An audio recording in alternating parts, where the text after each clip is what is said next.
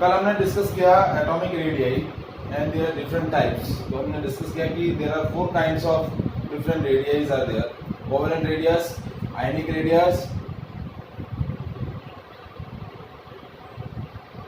Then metallic radius and van ओवर radius. सो आज हम डिस्कस करते हैं variation in the atomic radii, कि how will the atomic radii vary as we move left to right across the period and top to bottom along the group. Left to right across the period and top to bottom along the group. तो कैसे very कर रही है उसको हम discuss करते हैं।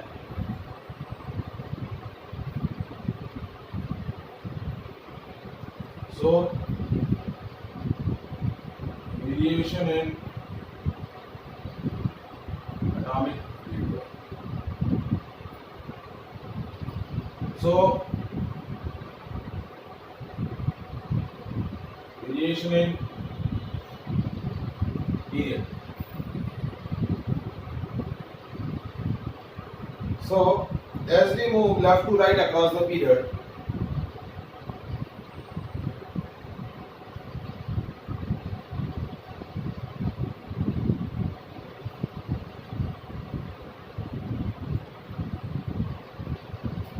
atomic number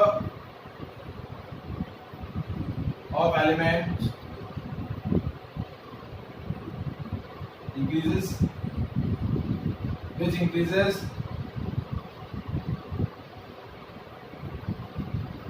their effective nuclear charge। क्या इंक्रीज करेगा? उनका इफेक्टिव न्यूक्लियर चार्ज इंक्रीज करेगा। As we move left to right across the period, क्या होगा? एटॉमिक नंबर इंक्रीज होगा और एटॉमिक नंबर के इंक्रीमेंट की वजह से इफेक्टिव न्यूक्लियर चार्ज इंक्रीज होगा। And as the effective nuclear charge increases, the nucleus attract the outermost shell electron towards itself with a more attractive power, more amount of force. So that will decreases the atomic radii. So because atomic radii क्या है? That is inversely proportional to the effective nuclear charge.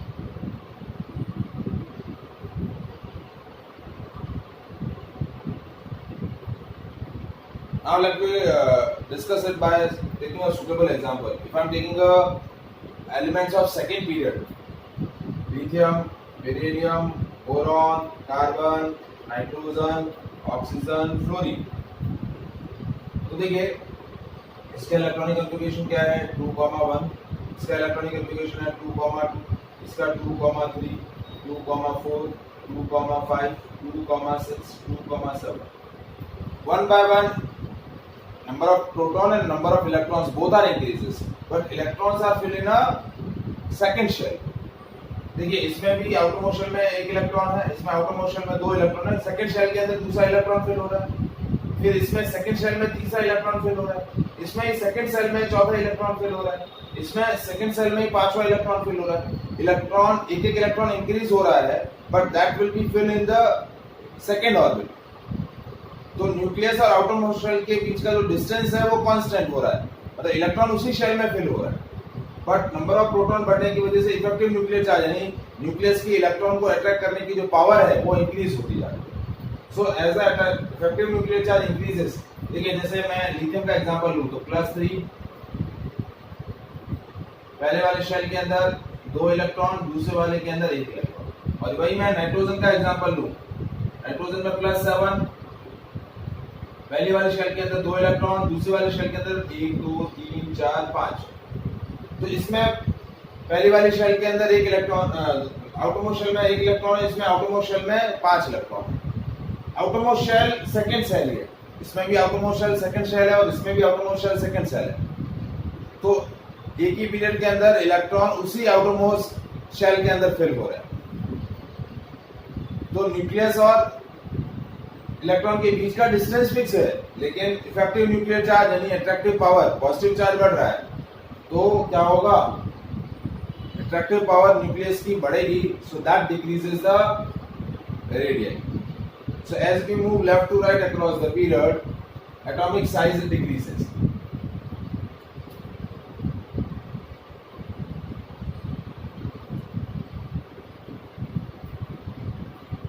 Which decreases their atomic ability.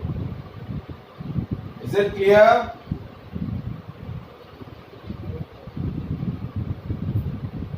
So, in the period, alkali metal have a larger size and halogen atom they are smallest in size. Left to right जा रहे हैं तो size घटता जा रहा है, तो ये alkali metal है. alkali metals are largest in size, size wise सबसे बड़े होंगे, और halogen atom साइज वाइज सबसे छोटे रहेंगे. अब यदि मैं halogen के बाद नोबल गैसेस की बात करूं, जैसे नियॉन, या फिर इससे पहले ऊपर वाला हीलियम, फिर आर्गन, जैसे थर्ड पीरियड की बात करें तो थर्ड पीरियड में क्या है, sodium, magnesium, aluminium, silicon, phosphorus, sulphur, chlorine and then argon. तो ये जो नोबल गैसेस हैं, these gases are chemically inert, so they never form any kind of bond or never lose or gain the electrons. Covalent bond भी नहीं बना रहे हैं, ionic bond भी नहीं बना रहे हैं, so they consist of van der Waals radius. तो हेलोजन नोबल गैसेस के अंदर कौन सी रेडियस एग्जिस्ट करती है? van der Waals radius. And van der Waals radius is bigger than covalent radius. यहाँ जो मैंने इन एलिमेंट्स की बात करी, इनमें कौन सी रेडियस एग्जिस्ट कर रही है? Covalent radius. लेकिन नोबल गैसेस के अंदर कौन सी रेडियस एग्जिस्ट करेगी? van der Waals radius. तो van der Waals रेडियस, जैसा कि मैंने बताया था कल के सेशन के अंदर, van der Waals radius size सबसे मैग्नीट्यूड वाइज सबसे बड़ा रहता है. उसके बाद मेटालिक रेडियस, उसके बाद कोवैलेंट रेडियस. ठीक है. तो एक ही पीरियड में ये बात करें लिथियम से लेकर नियॉन तक, तो नियॉन सबसे हाईएस्ट साइज का होगा, but it consist of different kind of radii. वो कौन सी रेडियाई कंसिस्ट करेगा? van der Waals radius consist करेगा. जबकि बाकी सारे कोवैलेंट रेडियस एग्जिस्ट करेंगे, और कोवैलेंट रेडियस में हेलोजन alkali मेटल की साइज सबसे बड़ी होगी और हेलोजन एटम की साइज सबसे छोटी होगी. थर्ड पीरियड में अंदर बात करें तो ऐसा ही है. सोडियम लार्जेस्ट साइज का होगा और क्लोरीन सबसे स्मॉलेस्ट साइज का होगा उस पीरियड के अंदर. तो ये बात हुई हमारे सेकंड पीरियड की. फिर आई थर्ड पीरियड की बात. अब फोर्थ पीरियड का वेरिएशन कैसे हो रहा है उसको डिस्कस करने से पहले हम डिस्कस करते हैं वेरिएशन इन ग्रुप, यानी डी ब्लॉक और एफ ब्लॉक में कैसे वेरिएशन हो रहा है वो हम बाद में डिस्कस करते हैं. So now variation in group. So as we move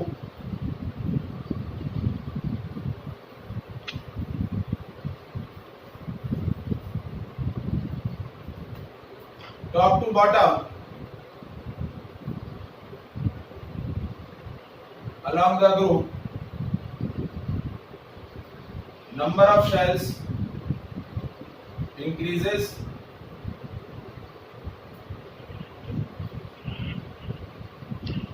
which increase distance between nucleus and outermost shell electron. ठीक है. So as we move top to bottom along the group, atomic radii increases. atomic radii क्या होगी? Increase होगी. जैसे मैं group 1 की बात करूं, लिथियम, सोडियम, पोटेशियम, रुबिडियम. तो लिथियम में क्या हो रहा है? 3 इलेक्ट्रॉन है, 2 and 1. कितने शेल है? 2 शेल है, +2. पहली वाली के अंदर 2 इलेक्ट्रॉन और दूसरी वाली के अंदर 1 electron. Sodium 11, 2, 8 and 1. It consist of 3 shell. +11 है 1, 2, 3, 4, 5, 6, 7, 8. देखिए यहाँ पर भी इफेक्टिव न्यूक्लियर चार्ज बढ़ रहा है, क्योंकि एटॉमिक नंबर बढ़ने की वजह से इफेक्टिव न्यूक्लियर चार्ज बढ़ रहा है. लेकिन इफेक्टिव न्यूक्लियर चार्ज के इंक्रीमेंट के कंपैरिजन में नंबर ऑफ शेल की वजह से जो डिस्टेंस में इंक्रीमेंट हुआ है वो ज्यादा है, क्योंकि पूरा का पूरा एक शेल बढ़ रहा है. As we move top to bottom, हर बार एक एक शेल की इंक्रीमेंट हो रही है. तो न्यूक्लियस और आउटर मोस्ट शेल इलेक्ट्रॉन के बीच का डिस्टेंस बहुत ही ज्यादा अमाउंट में इंक्रीज हो रहा है as compare to the increment in atomic number. तो इस वजह से एटॉमिक रेडियस क्या होगी, इंक्रीज होगी। अब यहाँ तीसरा शेल होगा, तीसरा शेल कितना कंटेंट करेगा, 1 इलेक्ट्रॉन। फिर हम पोटेशियम की बात करें तो 2881, तो कितने शेल कंसिस्ट कर रहा है, 4 शेल कंसिस्ट कर रहा है। तो नंबर ऑफ शेल इंक्रीज होने की वजह से साइज बढ़ेगा। So as we move top to bottom along the group, size increases. As we move left to right across the period, effective nuclear charge increases, so size decreases. Is it clear? Any doubt in this part?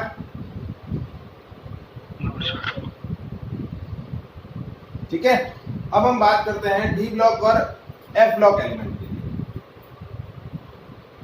यहां देखिए एक important point है, D block की atomic size में variation का और F block में atomic size की वेरिएशन।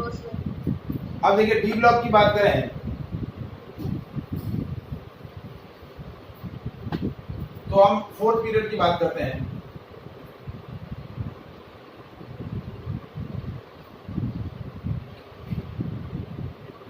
सो 4th पीरियड में क्या हो रहा है, scandium, titanium, vanadium, chromium, manganese, iron, cobalt, निकल, कॉपर और zinc. So in the d block elements, electron fill in a inner d orbital. Inner d subshell के अंदर इलेक्ट्रॉन क्या हो रहा है, फिल हो रहा है। जैसे 3d1 4s2, 3d2 4s2, 3d3 4s2, 3d4 3d5 4s1। Electron कहाँ फिल हो रहे हैं, इनर d ऑर्बिटल में। So as the number of electron increases in the inner d subshell, this increment in the electron of the inner d subshell, they repel the outer s orbital electrons या s subshell electron।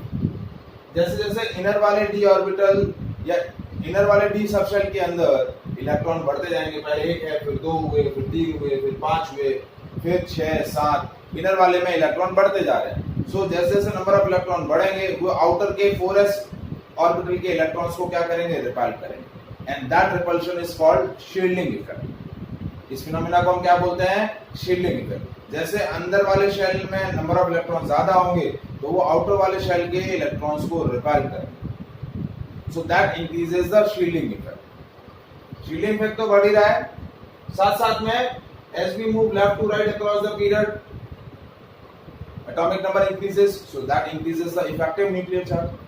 But increment in a shielding effect is more effective compared to the increment in a nuclear charge. तो क्या हो रहा है, as we move left to right across the period, general variation क्या था कि size decrease होगी। General variation क्या था कि इफेक्टिव न्यूक्लियर चार्ज बढ़ता है तो साइज डिक्रीज होगा, लेकिन यहाँ वेरिएशन क्या होगा, as we move left to right across the period, initially effective nuclear charge is more effective, so first size decreases, but as the number of electron in each subshell increases, that increases the shielding effect, and due to the shielding effect atomic radii increases, क्योंकि repulsion outermost shell electron और inner shell के electron के बीच का repulsion बढ़ेगा तो size बढ़ेगी। तो as the number of electron in an inner shell increases, that increases the magnitude of shielding effect, and which cancel out the power of increment in a effective nuclear charge। तो वो क्या करेगा, effective nuclear charge के increment की power को decrease करता जाएगा। तो पहले क्या होगा, साइज डिक्रीज होगी, in between size is almost constant, क्योंकि दोनों पैरामीटर इफेक्टिव न्यूक्लियर चार्ज और शील्डिंग इफेक्ट अपोजिट्स हो गए, इक्वल और अपोजिट हो गए, तो साइज ऑलमोस्ट कांस्टेंट हो जाएगी। आफ्टर दैट मतलब क्रोमियम तक कांस्टेंट रहेगी, after that shielding effect is more powerful than the effective nuclear charge, so size increases। तो पहले क्या हुई, डिक्रीज हुई, फिर कांस्टेंट हुई और फिर इंक्रीज हुई। So variation is like that because two parameters are there। पहला है atomic radii is inversely proportional to the effective nuclear charge, and second is atomic radii is directly proportional to shielding। तो क्या होगा, ionization sorry atomic radii पहले decrease होगी, फिर almost constant हो जाएगी और फिर इंक्रीज होगी। Is it clear? समझ में आया वेरिएशन डी ब्लॉक एलिमेंट का? अब देखिए थर्ड पीरियड से जैसे फोर्थ पीरियड से हम जैसे फिफ्थ पीरियड के अंदर आते हैं, तो यहाँ एक और इंपॉर्टेंट वेरिएशन आ रहा है। क्या आ रहा है देखिए, भाई होना क्या चाहिए था, फोर्थ से फिफ्थ पीरियड में आए तो क्या हुआ, as we move top to bottom, ऊपर से नीचे की तरफ आ रहे हैं, तो नंबर ऑफ शेल बढ़ रहे हैं, नंबर ऑफ शेल बढ़ने की वजह से साइज बढ़नी चाहिए। तो फोर्थ पीरियड के कंपैरिजन में फिफ्थ पीरियड के जो डी ब्लॉक एलिमेंट्स हैं उनकी साइज बड़ी होनी चाहिए। भाई जनरल वेरिएशन ये है, लेकिन साइज क्या है,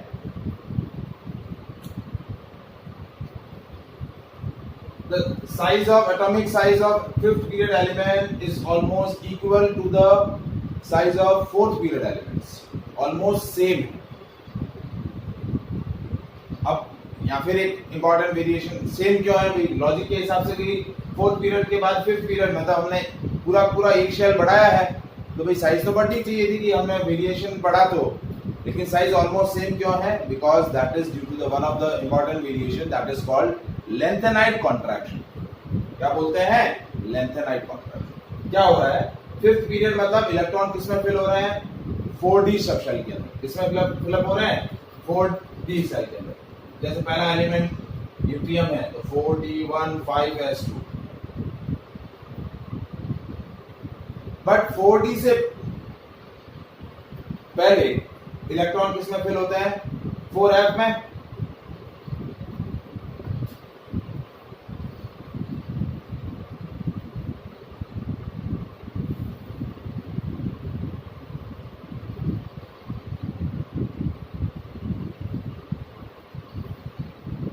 एक सेकेंड, यहाँ फिफ्थ पीरियड में नहीं आएगा, fifth period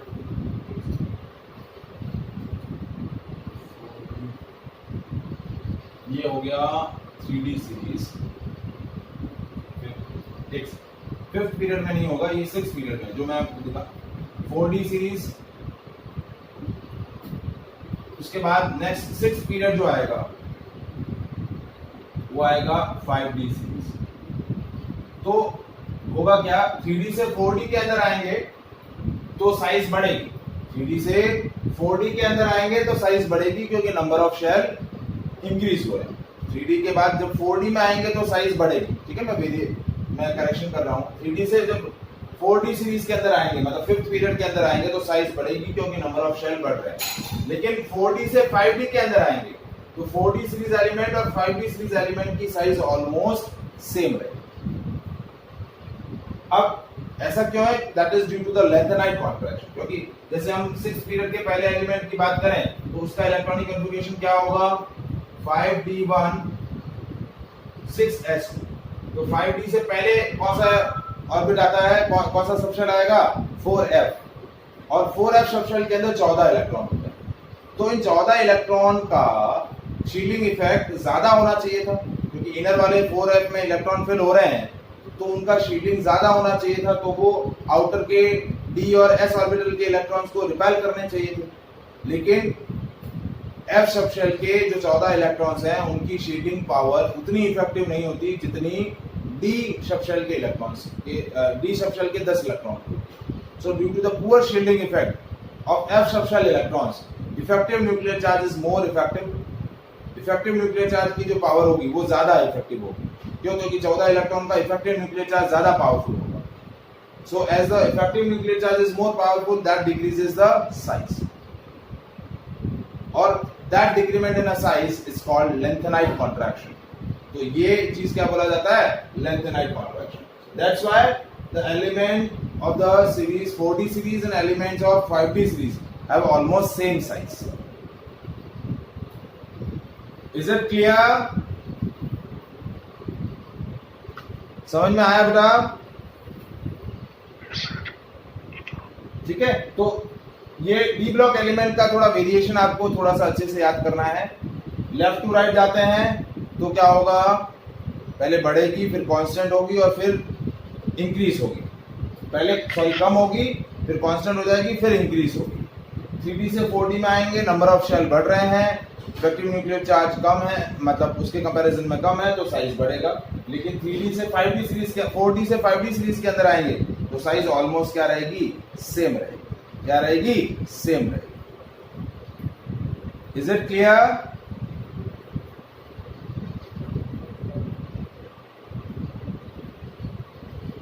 any doubt?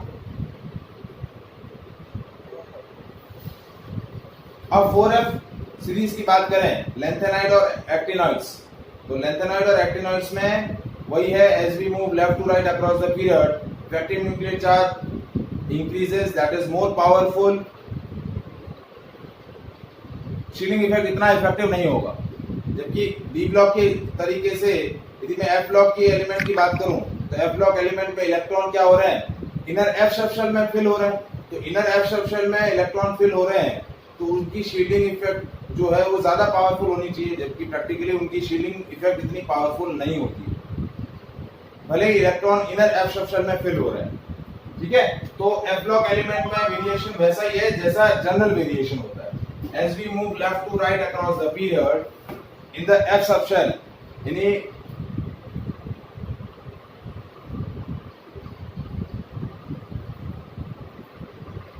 so as we move left to right across the period, effective nuclear charge increases. Shielding effect is not powerful as much the shielding effect of D subshell. So effective nuclear charge increases, that decreases the atomic radii.